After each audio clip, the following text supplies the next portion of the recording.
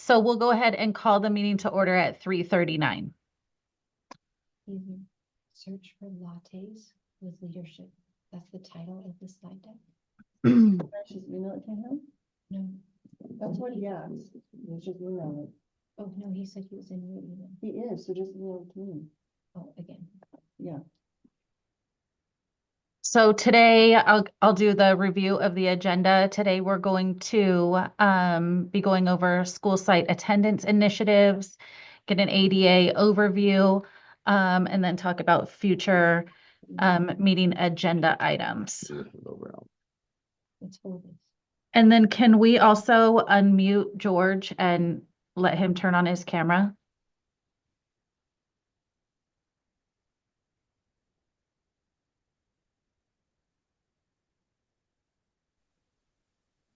Okay, that's better. I'm sure. Hi, you guys can hear- George. All right, that's good. Thank you. Okay, so we'll move on to public comment. Do we have any, it doesn't look like there's any public here, but anything? All No, right, moving no. on to opening comments. I don't have any opening comments. Are there any other opening comments before we get to the school site? Oh, I do have an opening comment. I know you guys were questioning this meeting and the meeting following. I did send Eric a text this week and asked if we can possibly move the education subcommittee meeting up to 3 o'clock, because having the education subcommittee at 3:30 and the finance and facilities subcommittee meeting at 4 o'clock is very overlapping, and it just seems to overlap too much. So I wanted to make sure that we both subcommittees had enough time to discuss what we need to discuss. So moving forward, the education subcommittee meeting will be at 3:30 or 3 o'clock, not 3:30. And the next one's already been scheduled on the calendar at 3, so Yolanda already made that update for us. Awesome. So that's my only opening comment. Does anybody else have anything, George? I do not. Thanks. Okay. So can we move into, Paula, can we move into your school site attendance initiatives? We're gonna flip, if it's okay, we're gonna move the ADA overview up because Kai's here and he needs to go to the next meeting. So is it okay if he goes first? Sure. Okay, thank you. I'm gonna switch to share. Well, good afternoon, everyone. And I'm just going to give you a brief overview of the average daily attendance, how much revenue the district receives. On the first slide here, it gives us an idea of our average daily attendance, which is the ADA. We get base, we get supplemental, and we get concentration funds, and we also get grade span adjustments. Basically, the grade span adjustments provides for TK to third grade, provides small class sizes. And then for the high school, it's more about career technical education. So CD gives school districts a grade span adjustment of that dollar amount. If you look at the first row from TK through third grade, it's about $13,482. And you multiply that by 255 average day attendance, then you'll get $3.43 million. And then for grades 4 through 6, it's $12,397. And you multiply that by 208 students, you'll get 2.578 million. For grades 7 through 8, it's 12,763. You multiply that by 140, you'll get 1.786 million. And then for the high school, it's $15,178. High schools gets more funding than versus primary grades. Then in addition to that, we also get home to school transportation and then transitional kindergarten funding as well. So in essence, in summary, the districts for the local controlled funding formula, we get $13.935 million. All right. And if you go to the next slides here, this is what we're looking at, this is their history, and I showed this at the second interim last week in regards to our enrollment to average daily attendance trends. Right now, we're projecting for 24-25, it's going to be at 90%, but when I complete the P2, hopefully our average daily attendance can increase by 1 or 2 percentage point. So for every, on the next slide here, for every increase in 1 percentage point, the district receives an increase of funding like by about $160,000 for increase in average daily attendance by 1 percentage point. That's just approximate. And if anyone has any questions, I'm more than happy to answer.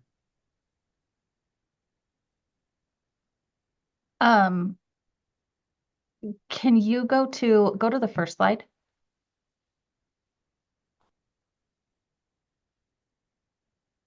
Thank you. So when you were going through and you said grade 9 through 12 is 15,000. 178, yes.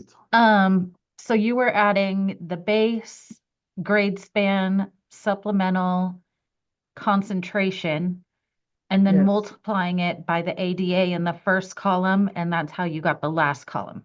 Is Yes, that ma'am. right? Yes, Okay. Okay, so, and then the ADA that you have there, that's the attendance, that's not the enrollment, right? that's correct. That's correct. Yes. Good point.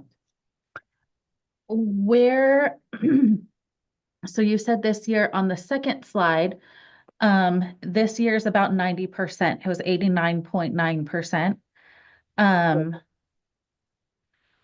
And then I think if I remember right, I don't have my calculations right in front of me from the board meeting. You're expecting next year and the year after to be 91%, I think it was 92%. 92%. Yes. What is, I know we can't have a goal of 100%, but what would be an attainable goal? I feel like 91% or 92% is still low. Can we have a goal above that? What's a realistic goal when we're looking at increasing our ADA? Hi, Brianna. The average for districts and for the state, I want to say, is somewhere between 94 to 96. So if we hover around 95 would be the ideal. And I know in our LCAP plans, you know, as it's quite progressive from year to year, you know, we try to attain some realistic goals, such as a 92, then to the 94, to try to reach to the 95% over, let's say, a 3-year span.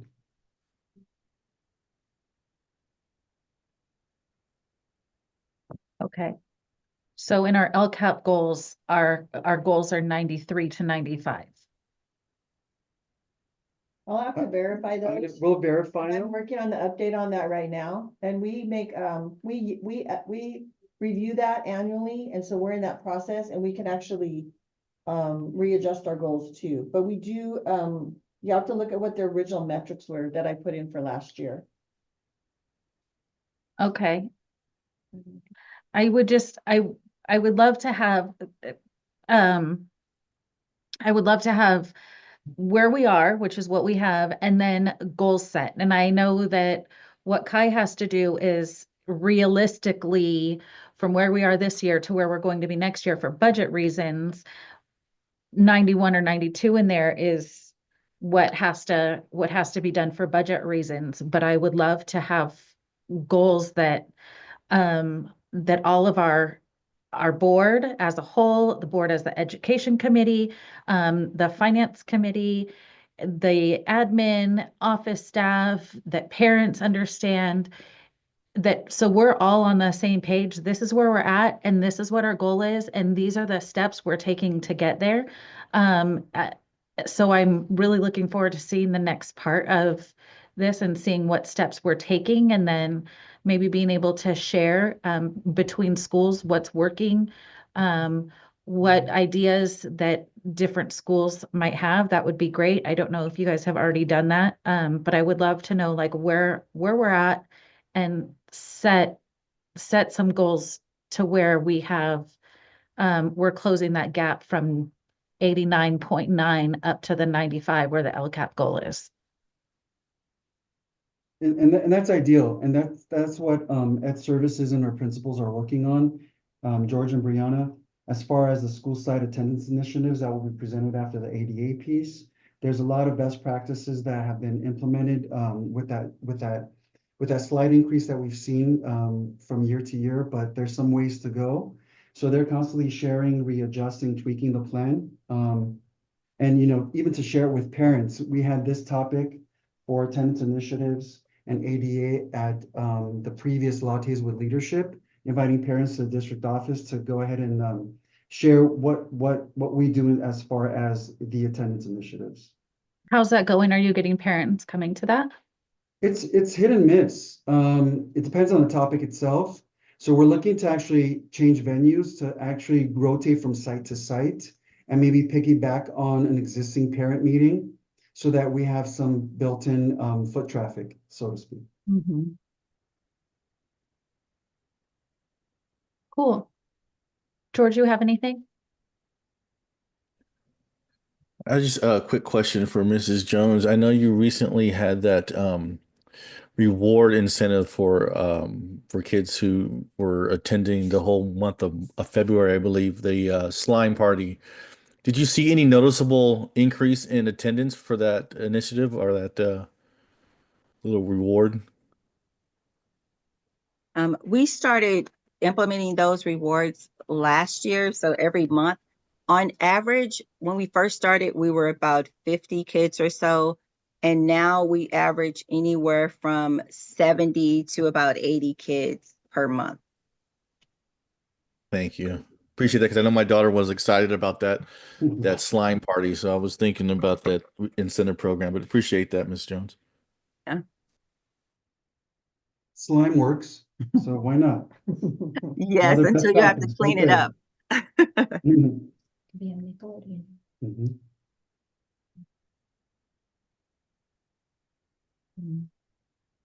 Okay. So Thank if you, there Kat. if there aren't any more questions on this presentation, we can say thank you to Kai and move on. Is that okay? Thank you, everyone. Appreciate it. Thank you for Thanks, being Kai. here. Appreciate it. Thank you. Then at our next meeting, I'll use this data that he shared with us today to kind of look, just use the trends we have to consider goals over the next 3 years that we can discuss and, decide, maybe collaborate on and see kind of what we have as far as consensus.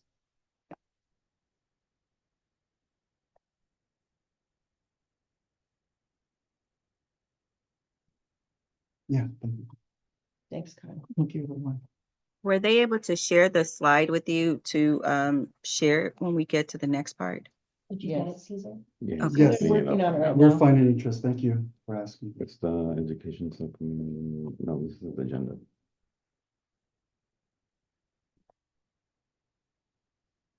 The title of the slide deck is Lattes with Leadership, because we're using the same one.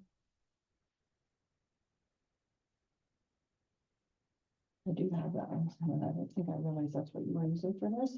But I have that one. Flyers for lattes with leadership. 219. So it should have just come right in the top of her email right now. Has Raina reshared it? If not, I can do it again.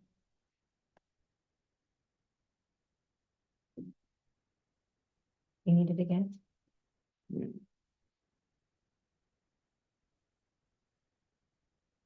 I just shared it again. You're in Paula's, right? There it is. Sorry, folks, Caesar's gonna project in a moment. I have it here, or Michelle has it. You want to share your screen? Go ahead. Caesar's has good. Thank you, Anitra. Okay, thanks. Appreciate that.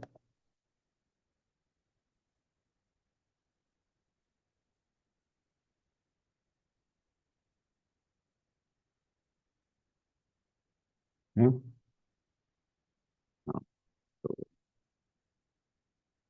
Are you able to make it where it just duplicates your screen instead of extend it? See if it's tricky, like I don't like to use it because it just. Thank you, That's Caesar. fine. Yeah, I I don't just have these to duplicate the use. screen, then whatever you see, we see. Oh. Okay, alright. Yeah, are we?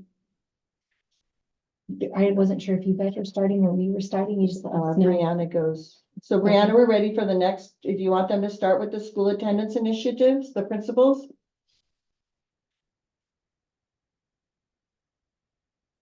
Sorry, I was muted. That'd be great. Thanks. Okay. All right, I'm not sure who's I presenting. don't know. We're all kind of presenting, so I can start, you can go to the next one. So, we really just talked about, the importance of students attending. As we know, it has a financial impact, but as an educator, it has a significant impact on learning. When kids aren't there, they're missing out, and at least specifically in middle school, it's hard for them to catch up when they get back, and then it kind of spirals the longer that they're out. So we worked on our attendance policies and procedures and having strategies to support regular attendance and then making resources available for families. So, and then the next one, so this is our presentation that we did for the parents. So we're going to skip a couple of things because I'm sure you guys know why attendance matters, but we went over like why attendance is important for academic success, social emotional growth, future readiness, and data and statistics. So we talked about like how absenteeism affects student achievement. And then you can go on to the next one. And then this is just a chart showing like if you miss school, how it has an impact over time by the time you get to, be a senior, even from kindergarten. So just emphasizing that attendance is really important from the very beginning, and it has a progressive effect as the kids get older. And Raina and Anisha, please feel free to just jump in. When we do these with parents, it's a lot more free form and everybody contributes. So just jump in. And the next one. So this is really what I think you guys were more interested in, was the school attendance policies. So a truancy would be a student with unexcused absence, specifically 3 unexcused absence makes them equals a truancy. And then chronic absenteeism, just by definition, would be a student that misses 10% or more of the school year, no matter if it's excused or unexcused. And I think that's the most common misconception among our parents, because they think, oh, I gave you a doctor's note. They were ill, they were whatever. And it's like, yeah, that's an excuse. So they're not truant, but they're still chronically absent because they've missed more than 10% of the school year. So when we spoke with parents, that was the biggest misconception, is they think that because it's excused, it's okay. And it's like, yes, it's excused, but you're still having learning loss. You're still like all the negative effects are still happening even with an excused absence. So I'll pause. I don't know if they want to jump in. And well, just because you're talking about percentages, I was throwing in there. I like to share with students and parents and anybody that'll hear me with percentages that students are supposed to attend a certain percentage of the school year. And so I like to remind them, and I forget what that magic number is. I want to say it's like 30 days.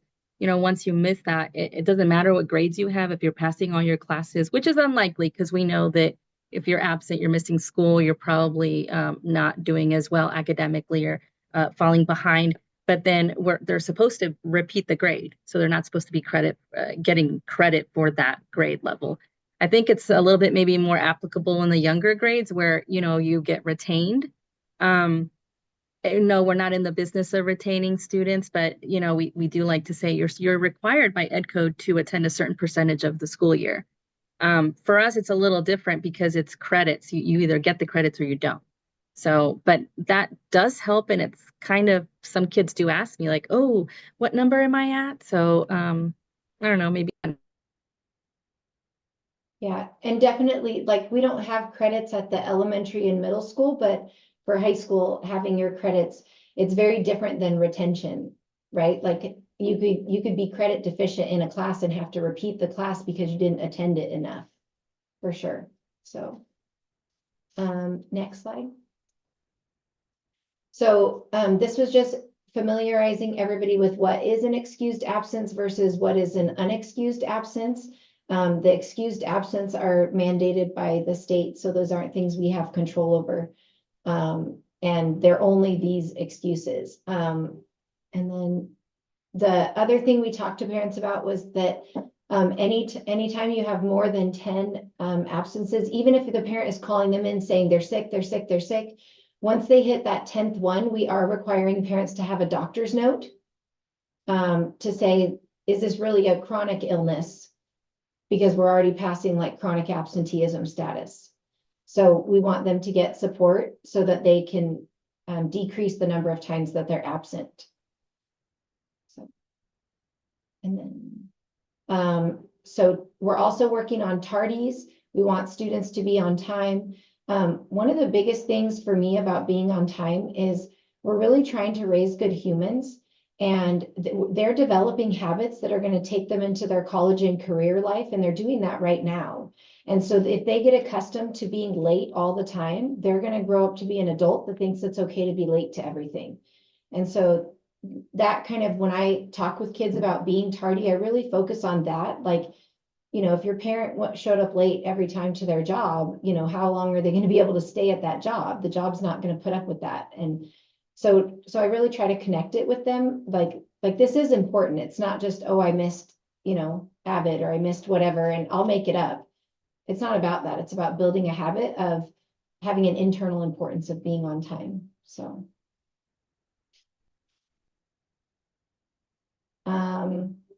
we have attendance support plans. If you've seen any MTSS models, this is a basic MTSS model that just talks about like tier 1 is what we do for everybody. And then if we have students missing 10% to 19%, we're looking at early intervention, and then 20% or more would be that intensive intervention, which would be like the SARB and SART teams. Tell them what that is. Oh, sorry. Okay. So the SART team is the school attendance review team. So that really is at a site level. So we would have a site, it's kind of like an SST sort of, but you really are talking about like you're showing the data and saying, this is where your student's at, and these are the potential consequences. And you make like an action plan for them to remediate that. And then you have like check-in dates to say, here's where we're going to check in on how you're doing on that action plan. And then the SARB is a attendance review board. And so that would be at like a district level. So if our efforts at the site level do not bear fruit in that the behavior doesn't change and their attendance doesn't improve, then there's a district level meeting. And so really it's supposed to increase the accountability for the parent to say, oh my goodness, now I'm being called to the district for a meeting. I really got to work on this. Like, this is a big problem. So it's just kind of emphasizing that importance. Is that what you want me to share? Mm-hmm. Okay. It's blue, so this is you, Anitris. We went over our tardy policy, telling them how school starts by 8:30 and the definition of tardy, and the process that if they arrive at 8:31, they're considered tardy. So they have to come through the front of our school, and they receive a tardy pass that they take with them to class. You can go to the next slide. We just continue to talk about the tardy policy and how it's counted, and the consequences of tardies, which is a part of what Michelle already explained. That if they have 3 tardies accumulated in a day, students will receive a lunch detention. That's something they do at the middle and high school, but not at elementary school. So for High Desert, we do have a school attendance plan. I can make sure that you guys get this, so you could actually click on that link, but if you go to the next slide. So we, as a school site, made program goals, and I apologize, I'm having a hot flash, so ignore the fanning. But we made like an attendance plan and kind of what our goals, what the students were going to be doing, what the teachers are going to be doing, and what we as a staff are going to be doing. So this is the attendance slide for that. We did it for all of our programs. And then specifically within the attendance plan, you can see that there's tier 1, 2, and 3, like I was saying before. So those are specific action steps that says, this is what we're going to do for all the students. Here's what we're going to do for those students that are hitting that 10% mark, and then these are the ones that really need like the tier 3 intervention. So, and all of those have clickable links on it. So like I said, I'll make sure it gets shared with you guys so that you can click them. And then I think this is Raina.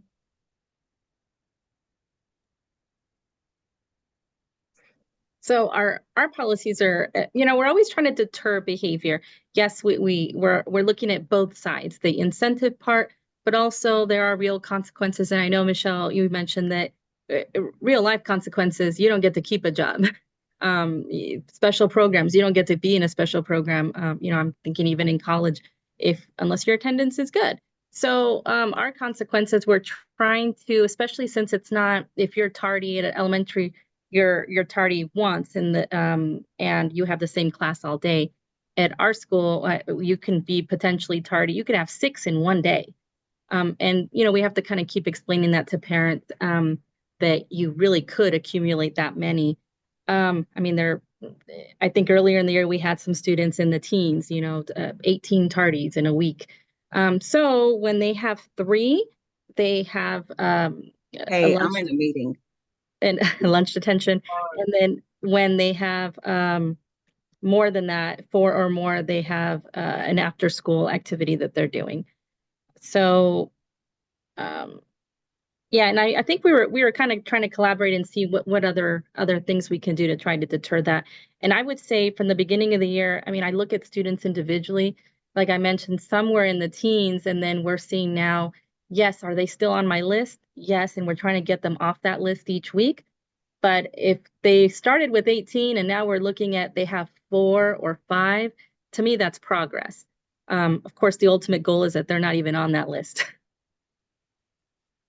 And we were doing similar at High Desert, and I would say data-wise, I think the biggest change for us is tracking it and letting kids know that we are paying attention. That has made the biggest impact.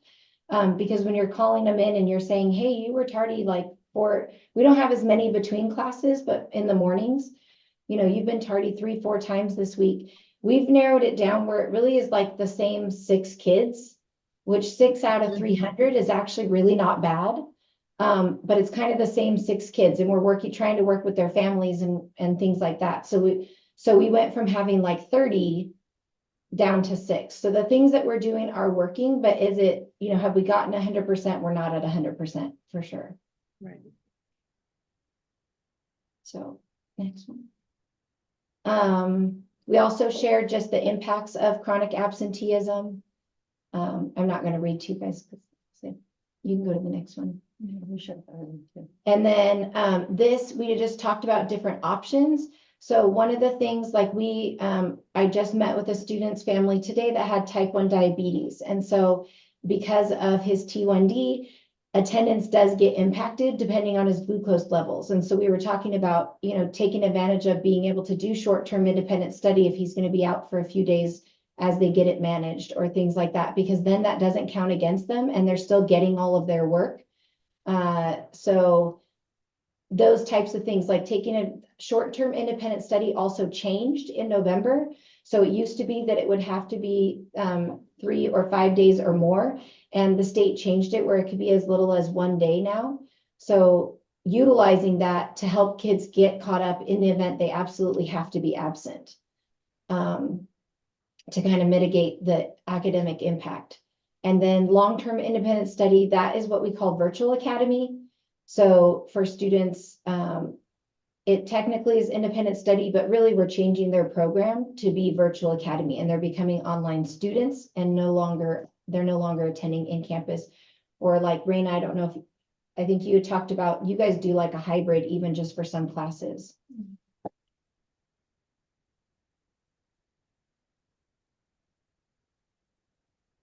I was going to share a little more about that later. I think there's another slide. Oh, okay, we're good to you. So if you want to go to the next one. Well, that's Anitris. Yeah, Anitris. Okay, some of this is like cut off. I can't see the top, but what the topic of the slide was. But we have monthly challenges for perfect attendance. We have soaring attendance raffle, where we pull weekly for kids to get PBIS rewards or certain gifts that we have for them. We also have a Golden Meadowlark trophy that we put into classrooms that have the highest attendance for that week. I talked about the PBIS B-Bucks for students with perfect attendance for the month. They may receive extra points to purchase items from our store. We're going to add the principal's attendance celebration where students with perfect attendance for the month or quarter are invited to a special celebration. That is something that we have not started yet, but we actually will start to implement that, as well as we give out quarterly certificates to students that have perfect attendance during that time.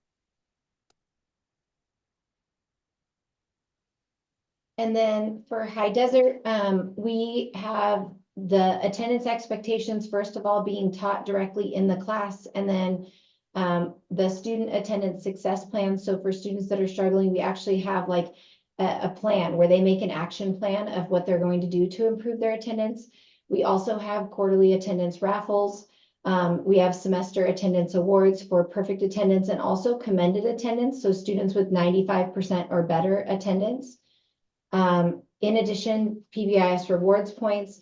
Their AVID class has a chart that says perfect attendance on it. That's what you can see here. And so every day that their class has perfect attendance, they color in a letter. And then when their class completes the word perfect attendance, they have a class party. And they can restart that as many times during the year to kind of do some peer encouragement to get their perfect attendance.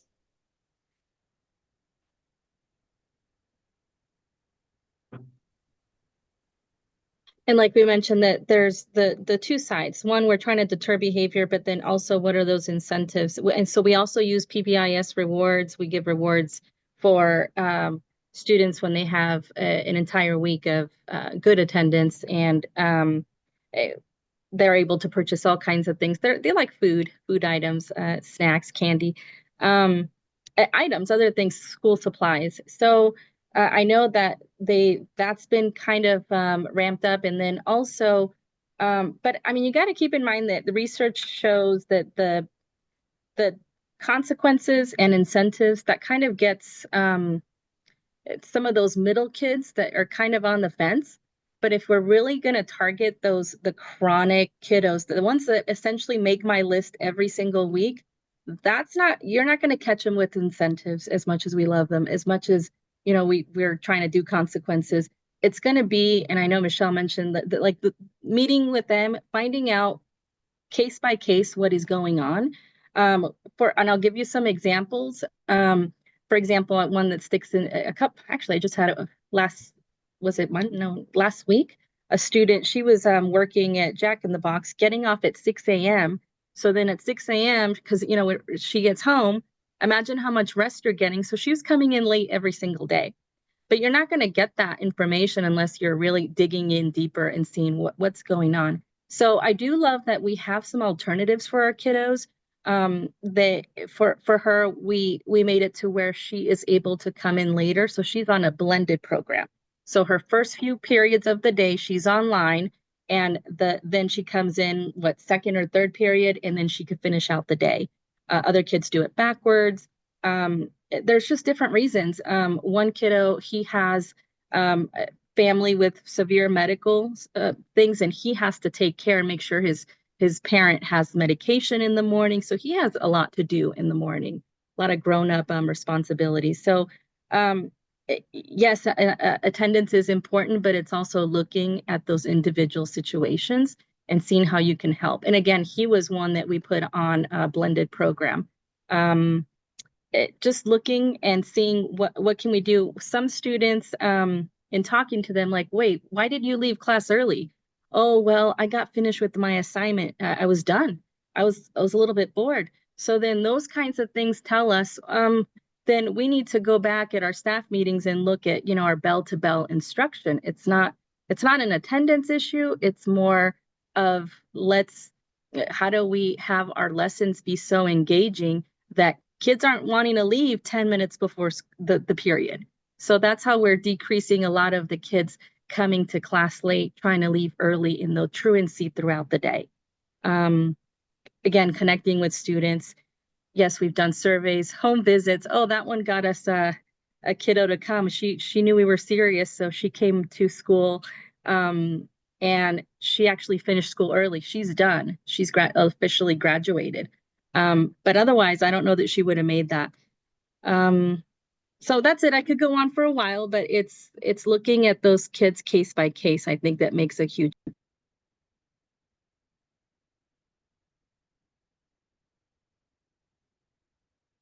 So this is what I was sharing about earlier, the student attendance review team. So this is at the school level. And I won't reiterate, but basically to identify all the things we talked about. And then the next one talks about the school attendance review board. So this is at the district level. And again, what they would do. And then the next one. So we talked about how parents can help. And then the next one is why attendance matters. And the next one would be about resources, and so places where they can seek support, either in the community, and for, you see, like the supports are wide ranging because the reasons kids are absent are also wide ranging. It might be a counseling need. It might be, they're struggling in school and they don't want to sit in a class they don't understand, or it might be a health reason, or it might be transportation, or lots of different things. So we really try to work with families and the students to identify what is it, what is causing you to be late, and how can we help so that you can be here every day. So I think that's it. Yeah, that's the last one. I don't know if you guys have questions for us. Awesome. Thank you, George. Do you want to jump in with any questions first? Yeah, thanks. I have a few questions. Do you see like the chronic absenteeism at a certain level, a grade level, or is it kind of level across all the school sites? I don't know if the sites have that data, but we're in my office, we're working on, it's a spreadsheet that breaks it down by different ethnic groups, and it breaks it down by grade level, and it breaks it down by, the reasons for the absence, whether they're ill or they're unexcused or they're going to the doctor. Like, it lists all of our attendance codes. We're in the process of filling that out for the last 2 years. I could probably get that information to you by our next meeting. So you can see specifically. Do you see a common denominator of why students are absent? I remember I used to sit on the SAR boards a lot when I was doing the juvenile impact program. And a lot of the problems were the parents not dropping their kids off on time and just being kind of lazy with their education. So do you see a common denominator in any of the schools? From a site level, I would say, yes, you're right. It mostly is not the kid. But what I have seen, just having been before and after COVID, before COVID, you guys are asking about numbers. Our district sat about 95, 96% attendance rate pre-COVID, as far as ADA. For after COVID, it really dropped, and we've been making significant progress in increasing it. But what I still see is every little sniffle, the kid will be like, oh, I have a sniffle, I'm going to stay home, or I have a headache, so I'm going to stay home. And parents are still allowing that. Instead of saying, okay, you have a headache, but you don't have a fever, here's some Tylenol, you're going to school. Or, you know what I mean? Like, you have a sniffle, let me give you some, or a cough, let me give you, cough medicine, like something to help with your symptoms. But every little thing for some families is like a reason to stay home. So some of the more chronic ones, that's what I'm seeing, is just that overabundance. I don't know if it's leftover from COVID or what, but it just seems like they haven't shifted that mindset of, we really got to try to make it unless we're like vomiting or we have a fever. And another thing that I saw and looking at our data in our district overall is we have a really disproportionate amount of absences due to illness, where parents are saying the kids are sick way beyond the 10 absences, and we weren't asking for notes. So what parents do is they know that an illness is an excused absence. So they were kind of just taking advantage of that, not realizing also that you are going to hit that chronic absenteeism at 10%. So now that the sites are asking for notes, parents are more likely, they're gonna bring their kids more because they're not be able to say they're sick unless, they're really sick. So just so that I would expect to see that data, and I'll have to look from last year because our chronic absenteeism did drop last year based on the dashboard data, and then we can get the high school data off of DataQuest. But I haven't yet looked at the reasons for absences, so I'll look at that as well. I think that spreadsheet we're creating actually will shine a light on that as well too. I imagine a lot of it has to do with that pre-COVID type of mindset when you're looking at your child and you're sick and you're like, I don't want to send my child to get to school and infect somebody else, and you don't know what they have. So I think that stays in some parents' minds, the ones that are trying to do the right thing. So I think that's a considerable factor to look at whether, if we reach out and communicate with parents and say, hey, you know what, it's okay if they don't have a fever or if they're have the sniffles, that you can send them to school. Because I think some parents don't want to look bad and say, here, I'm sending my kid to school, and they have a runny nose and they're coughing, and then now they look like a bad parent that they just sent their kids to school with these not taking care of this kid, putting them at home and sending them to the doctor. So I think a communication piece is necessary to tell parents, hey, if it's a simple no fever, simple cold, or send them to school. Mhm. I don't know, Definitely. but yeah, I defer to you. You guys are the experts, so I defer to you. Whatever you guys. No, that's exactly, and so as we have conversations, we agree. It's just that leftover, like, they don't want to get other people sick, but but unless you're really sick, like, come to school. Right. My So, last question, I don't know who can answer this one. For the online program, do we track any type of online activity? I know there's no absenteeism, but is there any way, do we track their online activity and say, hey, you need to log on at least once a week, or can they go like a week or two without even logging on? How does that No, they work? have to log on every day. Oh, they do. Yeah, Okay. and then there's a requirement for them checking in too. I don't know exactly, I need like Nicole or Alexa here, but they're on, I know at the high school, they're on every day because kids check in at different times, but there's a lot more kids on there. I know Nicole Chantu, who does K-8, has office hours pretty much every day, and she has kids checking in. Some kids we require to check in, so if we let a student go on independent, on the Acellus program, and they were having attendance issues before, because that means you don't qualify, we will put them on provision, and because sometimes kids will have better attendance online. And so though sometimes we have kids check in every day, but they have to sign on every day or they get marked absent. And if they are absent chronically at all, like they have to come back to school in person. If we Are don't let those them numbers stay tracked by the online. state as well? Are they kind of regulated by the state or no? Those numbers? Well, it becomes part of, I mean, they're on Aries just like our regular kids that are here.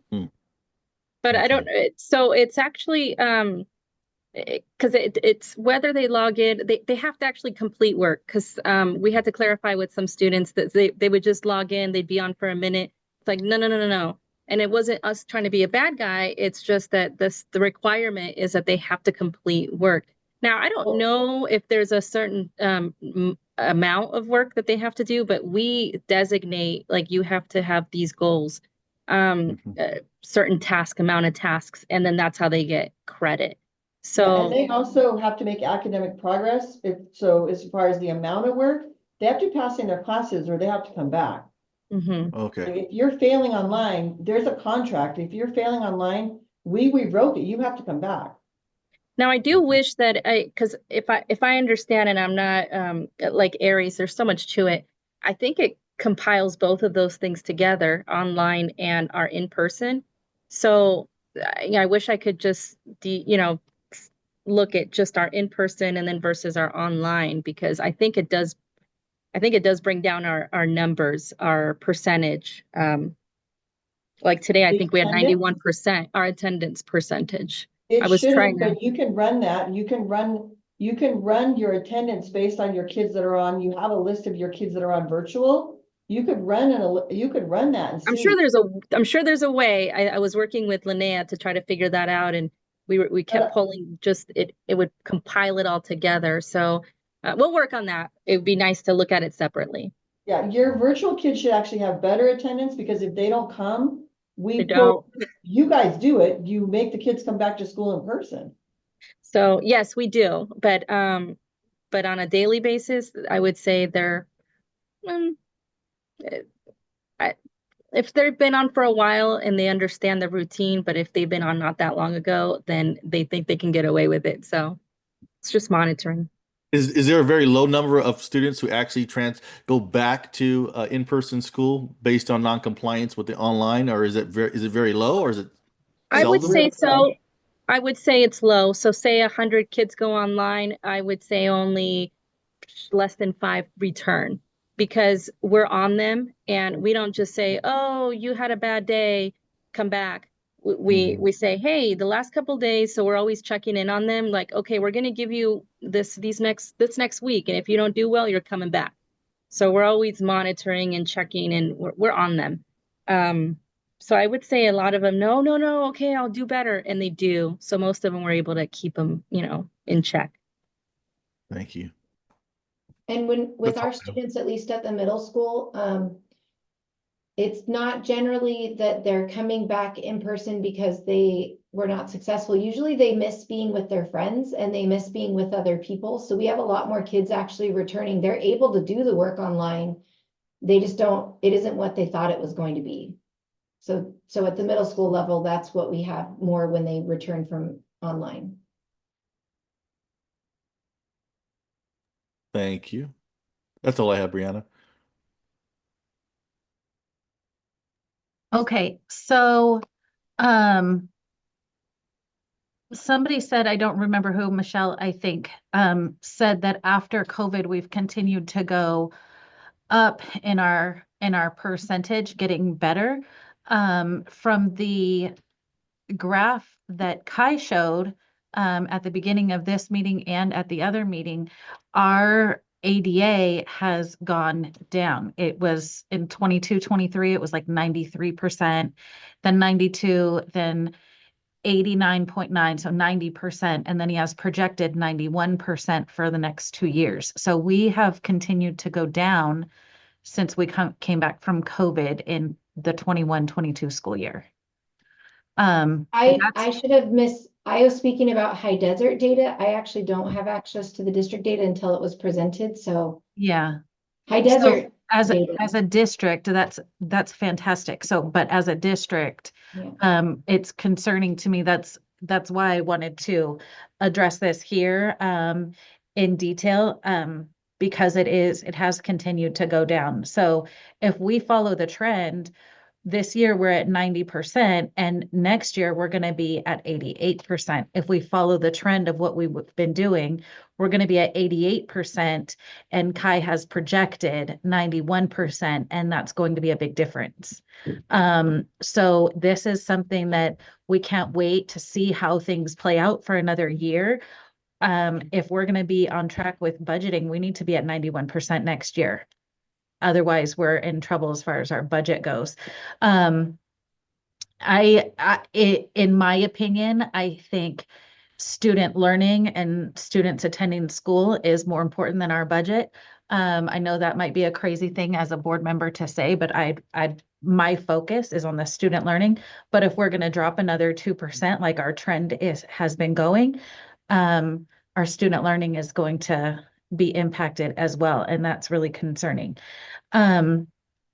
So that said, a couple of things when we're talking about tardies way back in the slide, and we're talking about tardies, and um, I just want to point out that when a student knows that they're going to be tardy, or a family, a mom knows, oh, my kid's going to be tardy again. They always get mad at me. Forget it. Let's just stay home. I guarantee you that's happening. If kids are getting in trouble or getting talked to when they know they're going to be late on their way to school, oh, we're tardy, let's just stay home. And that's not good for anybody. So yes, let's attack tardiness because that's important. But I just wanted to point out, as coming from a mom's point of view, my kids at Meadowlark had their own laminated tardy slips. So I know how it feels to be that mom that their kid is always tardy. I saw some of those looks that you guys gave me. I'm late all the time. My mom was late. I was late to school. My kids are getting better, but I was that mom that said, oh, we're going to be late. That lady that sits at Meadowlark she's going to be rude. I'm just not going to take them. And that was 5 kids. 5 kids not going to school that day because that lady that sat in the front, she's no longer in our district, but because that lady that sat in the front was going to be rude to my kids when I dropped them off. So I just didn't take them. So I just want everybody at every school to be mindful of how those conversations are going. And I don't know how they go at your schools. I know that we have fantastic front office staff right now. Hi, kiddo. But I just want to be mindful of how we're treating those kids and making them not be too scared or nervous or just not want to deal with it coming to school late. If they want to come to school at 3rd period, you know what? Come on. Come to school. We want you here. We just want to make sure that what we're putting out to our families is that we want you here, not why were you late? We want you here no matter what. How can we get you here? Another thing that used to happen when Lynn David was in charge of attendance. She was fantastic with attendance. We had to call home by 10 o'clock every day. We had to call home every kid that was absent and call to clear their absence. We had to ask why they were absent. Is there any way we can get you to come to school? Is there anything that we can do to help you every single day? Even though if I just talked to you yesterday and your kid was sick, I'm still calling you again today. How are they doing? Any chance they can come to school around noonish? Can we get you in? And partial day attendance is better than no attendance at all. So we had to call, all 3 schools were supposed to call. And honestly, it helped me because I would go to school in the morning. I would go to work in the morning and I got a call that my kid wasn't at school. He was at school. So that changed his attendance. He was actually there and he was mismarked. So I was able to say, oh, no, he should be there. But what if I thought he was at school and he wasn't really at school and something happened in that drive to school? And here I am thinking he's at school and I'm not going to know it until I get the call at 6 o'clock PM when I get an automated call. That's scary. But those calls I was able to get several students in when I was the attendance clerk making those calls. I was able to get students to come in and, oh, are you sure it's not too late? No, come on in. Also making it a priority for parents to schedule their vacations outside of school time. I think that that's a big thing in our district is parents scheduling several vacations throughout the school day and then calling them in with the mouse flu because they're at Disneyland or things like that. Just really reiterating to parents that just because you can take a vacation doesn't mean we should be taking vacations. And I know sometimes it's not something we can help. That's when the parents' time off is, but just really stressing that just because we're calling them in sick doesn't mean that absence is a freebie. STIS, do we have language that has gone out to parents letting them know of the changes and that that's available? Some parents don't even know that that's available. Do we have anything that has gone out to parents? Anything at all? Just one thing for you to know, the phone calls, back to that, they are happening daily. So those calls are happening still. Just so you know. At High Desert, is that something that's happening at all 3 schools or? I know it happens at Vasquez. I'm sure it still does. Anitris, is Dana making those calls? Yes, it happens twice? at all 3. And Dana and Alex actually call throughout the day. So we have parents, we have a link that they can sign on our website and in our newsletter that parents can click on and report their attendance. So if they don't report it there and they're absent, then Dana and Alex will give them a personal call. Yeah. Are those happening in the mornings in time for them to get to school or in the afternoons? They No. happen throughout the day. It depends on the activity that's going on in our office. But when you just said to tell the parents you can bring them in, I'm going to start having them add that because that is a piece that has not been added. So I will make sure that they're doing that and that they can try to call before 9:30 or That something. would be, 10 that o'clock. would be great. I Yeah. was trained by Lynn David, so there. What was I that? have an advantage there. I know how militant she was about attendance, which is awesome, so Yeah. definitely. With regard to your other question about short-term independent study, one of the things that came up at one of our principals meetings, is just that we really do need to look at our independent study contract. Because it is outdated and we need to update that language. And so we're in the process of working on that.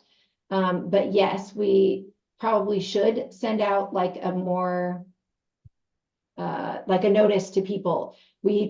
At least at High Desert, we're communicating with people every time we talk to them. Like anybody I'm talking to about attendance, like the type 1 diabetic student, we were talking about that again today. So anybody we talk to about attendance, we are telling them. But we could definitely do better as far as sending it out, like an all call of, hey, if you're going to be out, here's the directions.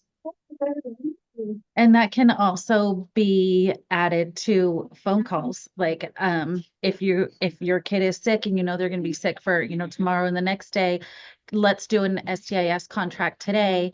And if you could have that going through like Adobe or DocuSign or something and have that parent do that signature right away. I don't know if there's somebody on your campuses that is available to do STAS contracts on a whim like that, but I know like at our school, not at virtual because we don't do STIS at virtual, but at SOAR Prep, that was part of my job as the attendance person, pupil services technician, STIS. We did it right away so that even if they were going to be absent for that one day, let's do that STIS contract right now. Let me shoot it out to you on Adobe. Parent signs it. We get it back. We've collected ADA for that day. Yeah. So then that kid isn't absent for that day. Or, if it really helps now that it's gone back to one day when it used to be 5, then, oh, well, we're only going to be out for 4 days. So we'll just take the absence. Whereas now, even if they're out for one day in those phone calls, you can say, can we do an short-term independent study contract? That way your student isn't missing out. I think that if we can get parents that are doing the onesie twosie absences, get them to do STIS contracts. That way the kid is doing the work. That's not the same as butts in seats, but it's second best. Yeah. And I think that might help a lot for the onesie twosie attendance. Yeah, Monique does that at High Desert as our attendance clerk, and she offers all kinds of things, to parents and is really good at accommodating them. I think where we need to go is what you're saying about the DocuSign, because we still don't have an electronic way to get that communication faster and quicker. So we need to update that part of the process because we're kind of old school on that part. Do you guys have Adobe?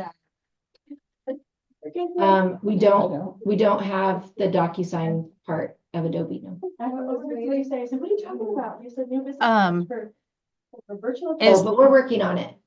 Yeah, so I know for me, like now I'm at virtual, so I send out all of my master agreements. I send out withdrawal forms. I do everything over Adobe, sign, whatever. Everything is signed through Adobe with our parents. Yeah, we just don't have that here. Yeah, so maybe that's something that, I don't know, Paula, if that's something that you look into or. Yeah. Or Eric. We have cabinet tomorrow, so I'll talk to Eric about it tomorrow. I And think we'll that's check something with that's. our IT guys about like how we go about getting that, because they're sitting right here. They probably know a little bit more about that, but we'll talk to Eric about that tomorrow. We'll follow up on that. And then we can look at, it sounds like you're using the independent study form. There's an old to- short-term one. It just needs to be updated because it has a lot of language on there that no longer applies. Yeah, so I don't know if we have an editable form of it. I could have Hillary. They work on probably have some kind of way that they can collect those signatures, because if we're already sending out enrollment forms for our families, it would be the same process. So I'm quite sure, well, Caesar probably could give more information on that, but I'm quite sure that's a document that we can create and we all can use. The short term. The other piece that we're working on is just the work completion part, because just for equity and access, like not all kids have access to a computer or a Chromebook at home. So I know that's something that we need to look at. Because definitely a kid with technology access, they can log in and do their work that's assigned on Google Classroom. But if they don't have one, getting them that so that way they can actually do it while they're home and return it when they come back. That's another thing we're working on. Are we still checking out Chromebooks for kids that need them? Not as readily as we were before. We don't have enough for every kid to have a home one and a school one. And so one idea that the tech committee had floated around a year ago was about switching to a checkout model, like just checking them out and kids bring them every day. So nothing's decided. Everything is just in discussion right now as to what would be the best option, because we don't have enough Chromebooks to check out to every student, and for them to have one in class. But the ones that we know and we've talked to and need it, we've been able to accommodate them. So they picked one up at the district office. So again, it's case by case. I mean, we don't advertise it like everybody come get one. It's just whoever needs one and we work it out. Right.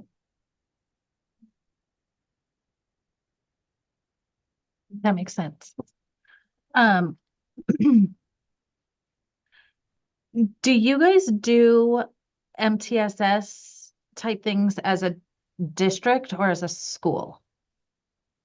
Probably both. We do it as a district, so we have a regular MTSS team that meets monthly. It's been pretty consistent. It's been meeting the 4 years that I've been here. So we do that here. I believe that I know at Vasquez, when I was there, we did it through leadership. I'm sure they still are. Can let the principal speak to the site plans. So I know that Michelle, you shared your attendance MTSS sort of model. I was just wondering if there was a Meadowlark and a Vasquez, like the same type of thing for Meadowlark and Vasquez. Yeah, I mean, it's the same. I think it's the same pyramid that you saw, the tiered system. And is it weekly or by every other week? I think because we're getting the same information, and then that's just we're sharing it with our teams. And of course, we have similar situations with when we have our meetings. And sometimes that might lead to a different type of meeting, an SST, where we need to be more put more things in place. But yeah, it's the same. I think the same similar diagrams. Okay. So you guys, everybody has the same attendance plan that High Desert shared. Well, we all have an attendance plan. It kind of changes according to the grades. Like some of the things that she has in her attendance plans, they're not in my attendance plan. But the overall expectations of what should be in our attendance plan is in all of ours. Like the MTSS tier 1, 2, and 3, those are in everybody's. We can even, I mean, it's a similar pyramid for behavior and for social emotional. We look at that also for academics. So that model gets used for a lot of different topic areas, if you will. And it's all K through 12. Well, TK, pre-K through 12. Okay. So I guess moving forward, the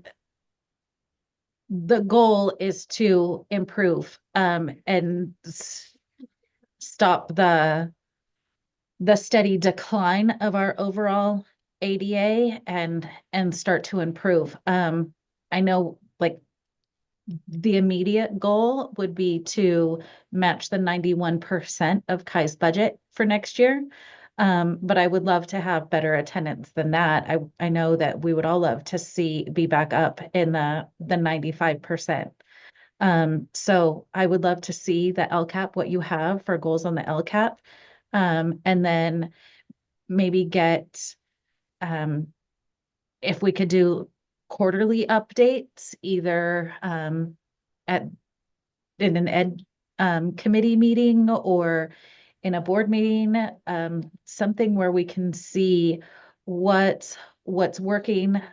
Ms. Jones, you had said, was it you that said you had a list of things and then you said, we haven't started this yet, but we're going to start this and we're going to start the last 2 bullet points you hadn't started yet, but you're going to.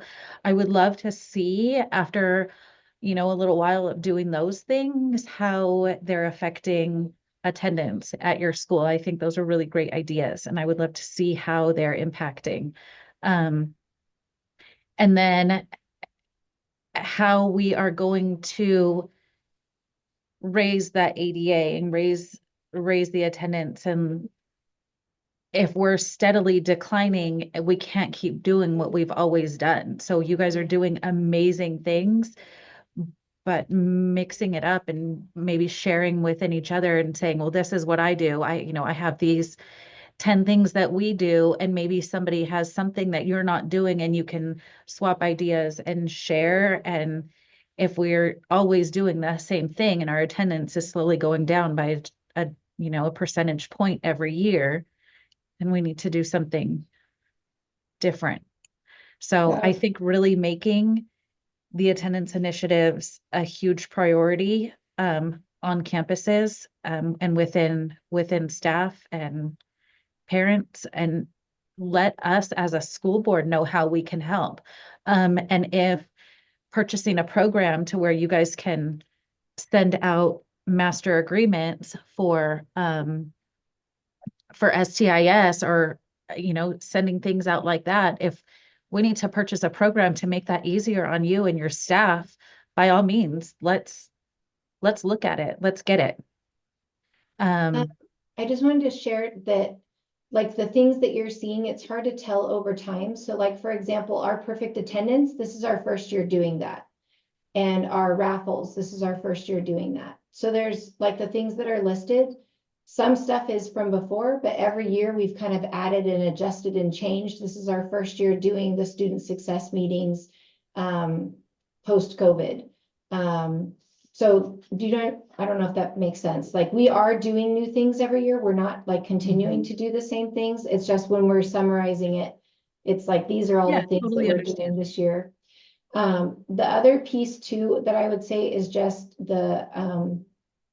for the biggest impact that I saw, our school was cruising clear up until we hit January.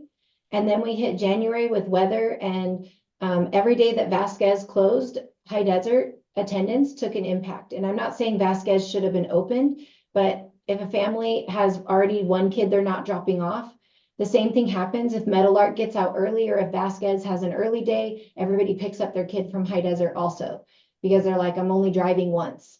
Yeah, when you have to drive 3 miles up a dirt road just to get to school. Right, so I get that's what it. I'm saying. One of the things when we were talking about the technology access at home, one of the considerations too is that in the event that we can't open school because we don't have power, we don't have water, if we switch to having kids have Chromebooks that they're checked out to them, we could more easily switch to distance learning that day, and they could potentially access from home. Not that distance learning is the best, but it would be better than just being closed and having that learning lost for the day. So just to, kind of toggle back to that. Because that, I will tell you, our attendance, we were cruising. We were looking at like 93% for this year, at least for High Desert on the data that I was looking at. And it was like 76 for January. It was really, January crushed our average.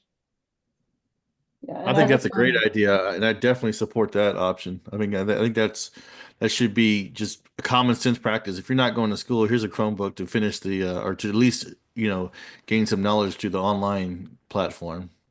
yeah, and That that sounds actually great, has, except for the kids that are on the grid for the school and they don't have power either. So there needs to be a a plan for those kids as well. So like if Meadowlark and High Desert are open, in my opinion, and I'm just a, one person, but having an area on High Desert's campus or the district office or Meadowlark, or ninth graders go to High Desert and, 10th graders go to the DO, something where we can just switch and have them, come to where we have power, we have warmth, we have food, we have power, we have flushing toilets. Come do your work, and here you can use one of our Chromebooks for the day, do your work, and then go home, when you're done with your work for the day. Something where we're still offering those students a way to log in would be great, but we can't just say, okay, Vasquez is closed, so everybody does distance learning, except for you kids that are, live up Red Rover. You can't do distance learning either, so now you just get an absence for the day. That would not be fair.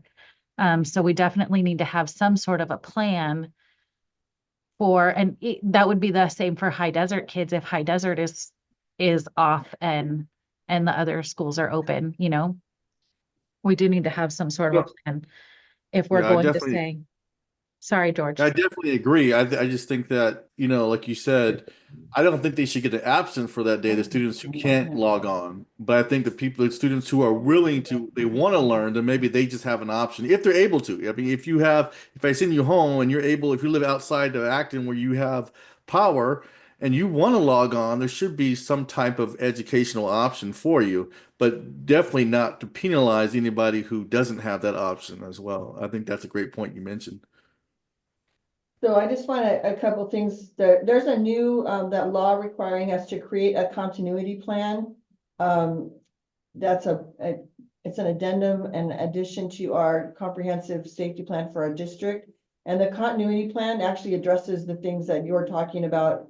In the event, like, for example, what happened with us when we didn't have power, what will we do? So these are some really good ideas, that we'll have to kind of consider, like, which things can we do? And I will say in cabinet, we've had the discussion just as recently as last week about what it would cost to have one-on-one Chromebooks. So in the event kids were off for 2 or 3 days, they would have access to curriculum. And I like the idea, and I think we could figure out a way to do that, is to have kids who didn't have access to electricity go to one of our other schools. So we'll kind of have to talk about that as a team, like who could we house, where could we house them? And make that part of the continuity plan for districts to continue to be able to apply for waivers when we have natural disasters like the electricity going out. For districts to be able to actually apply for those waivers, they're going to have this continuity plan as part of their comprehensive safety plan. So I can make that, as we kind of move forward working on that, I can make that a topic with this team too, because it really should be a collaborative effort as it relates to creating that plan. And then another kind of interesting, so I'm going to look at this. So our chronic absenteeism rate declined significantly last year. That should have increased our ADA. So I'm going to kind of look at those numbers and kind of see where the difference is, because if your chronic absenteeism rate declined, that means kids were at school more. I mean, maybe something else offset that, because that means you could have had more kids absent, but they just weren't chronically absent. So that population of kids could offset that. So we need to look into our data a little bit more. Hopefully that chart I was talking about, the spreadsheet that we're creating, maybe also will shine a light on that, because I think that's interesting that our chronic absenteeism rate declined, which means the kids that were chronically absent are going to school more. But if our ADA dropped, that means overall we still had more kids absent. So that's kind of interesting. That is interesting. Mm-hmm. I'll look into that. But yeah, I love attendance sheets and looking at all that data and why this and why that, this group of kids, how can we target this group of kids? when I was at High Desert and when I was at SOAR Prep and then here also at virtual, we don't, I've been on the MTSS team, like trying to really focus on those kids that need the extra supports. So thank you guys for doing what you do.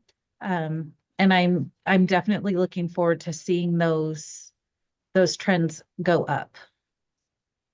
Yeah, me too. So if I'm done with my questions, I think I have sticky notes all over my desk now. So I am done with my questions. If any, do we have anything else Michelle, I'm sitting over here and I have my heater on and I'm freezing. Like my desk heater's on. This is the joy of being old. I'm older than you. What, by 6 months? No. You're making me like, I'm over here freezing. My fingers are freezing. I'm like rubbing my hands together. It's freezing over here. Well, if I was closer, you would see my face and everything is bright red and on fire right now, so. I'm sorry. Okay, so future agenda items. Paula, do we have, or George, either one, do we have a future agenda items? Well, our next meeting is April 15th. I mean, based on some of the things that you guys asked for is some LCAP numbers. So I put a note on that. I also would like to be able to share with you some of the data sheets, the ones I've shared with you, they should be done. That might, give us answer some of these questions, or at least give us some more data to kind of get a better understanding where we might want to focus next. So I'm not sure beyond that. That sounds great. I don't have anything else. That sounds good. Okay.